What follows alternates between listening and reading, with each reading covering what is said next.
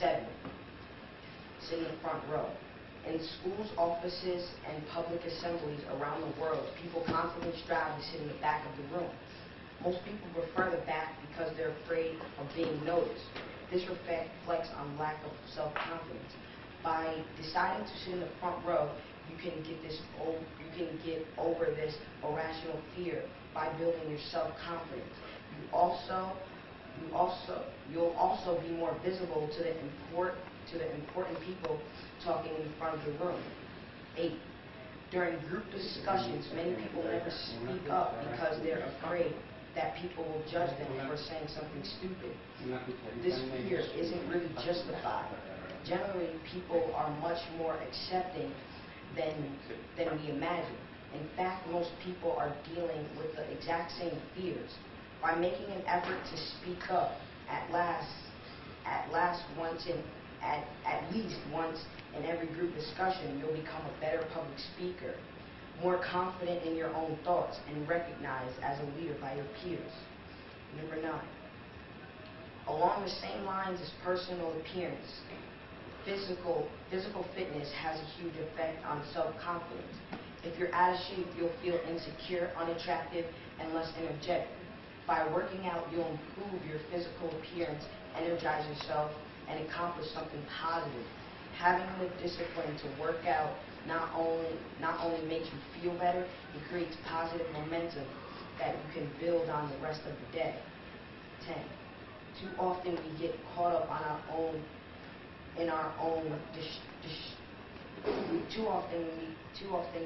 we get caught up on our own distresses.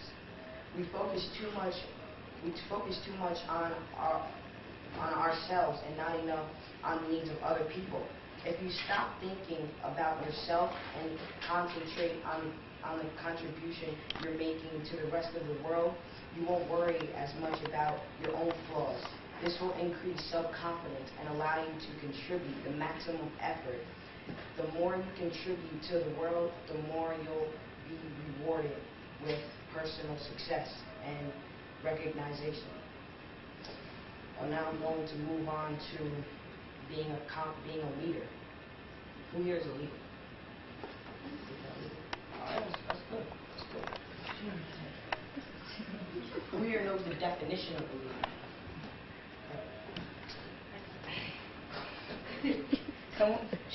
Someone who carries himself to make themselves noticed.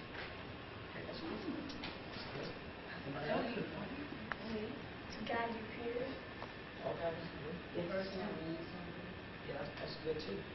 I'm gonna read you something that I came up with, it's not the definition, but it's like another sort of speech about being a leader.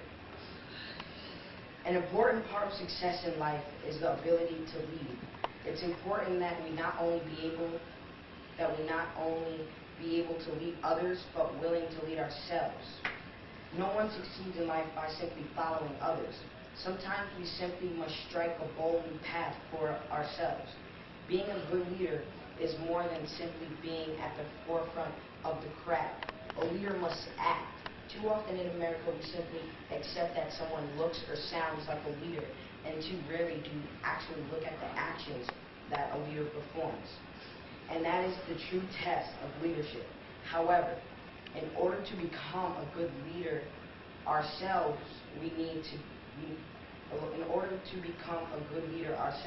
we need to concentrate on the actions rather than simple appearances.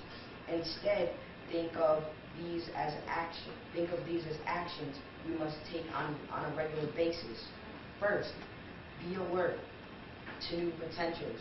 Reality is not absolute, but rather subject to constant change. Think about inventors, explorers, and agents of social change who have achieved greatness. Some might simply say that certain people are successful because they are lucky to be in the right place at the right time. Maybe so, but if they hadn't had their eyes open for the opportunity, then it wouldn't have mattered if they were at the right place at the right time. Second, accept inspiration from wherever it comes, even your opponents. The wisest leaders constantly study their competition. In war, politics, business, We constantly see examples of this research and recognize. Too many times through this study concentrates on finding a weakness to exploit. If you want to be a better leader of positive change, don't fall a victim to this trend. Instead, if you find a weakness, then make sure to avoid that pitfall yourself.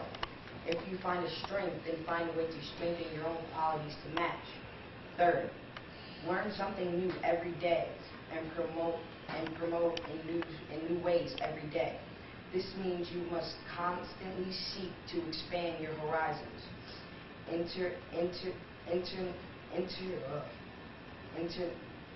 Horizons, internally and externally.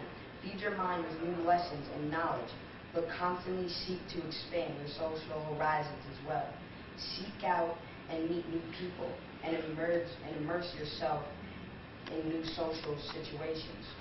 You never know when these new experiences will help you in your leadership role. Fourth, search for and find answers in suitable clues. Look beneath the surface and constantly question. This is an extension of the third step in that you are seeking new knowledge, but also means that you will need to step off the traditional path of knowledge. Don't simply read books in the library canon or do bestsellers lists. Take seminars rather than classes, as they're more for questioning and debate. Seek out uncountable thinkers, teachers, and writers. Fifth, improve if no existing solutions are available. No excuses necessary is the mother of invention. How do you know it won't work if you've never tried it before? Remember, not all approaches need to come from the front. Look at your problem from all sides and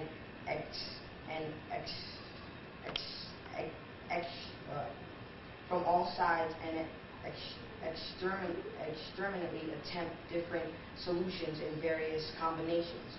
6. Make at least one person you care about happy every day.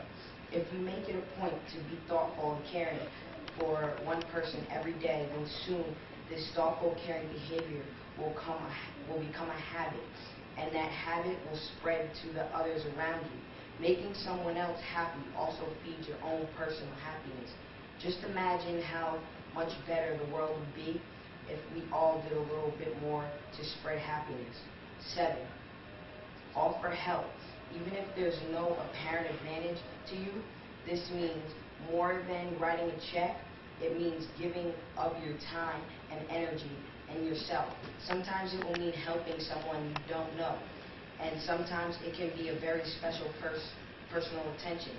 Finally, never let negativity be your last word on the subject. If your final words are negative, then no matter how hopeful you may be about your potential of a project or action, the lasting impression you give to others is one of negativity. The positive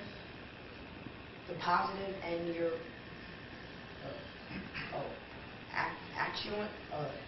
actuate the positive, and you are more likely to see positive outcome. If you follow these 8 action steps, not only will you be a better leader, but also lead yourself to a more successful life. Remember this, Philippians 4:13 says, I can do all things through Christ who strengthens me. 2 Timothy says, for God has not given us a spirit of fear, but power, love, and a sound mind. Because you have to know who you are and who you are. Thank you.